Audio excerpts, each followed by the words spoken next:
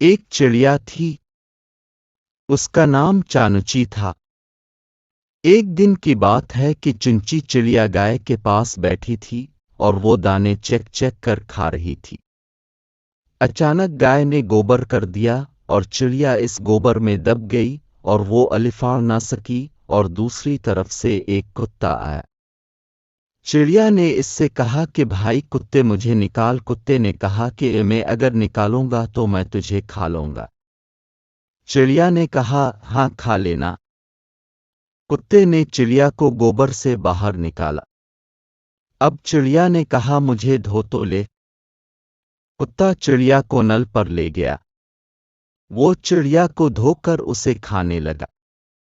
چڑیا نے کہا مجھے سکھا تو لے پھر کھا لینا۔ کتے نے چڑیا کو دھوپ میں رکھ دیا۔ تھوڑی دیر میں چڑیا کے پر سوکھ گئے اور وہ پھر سے الفاڑ گئی۔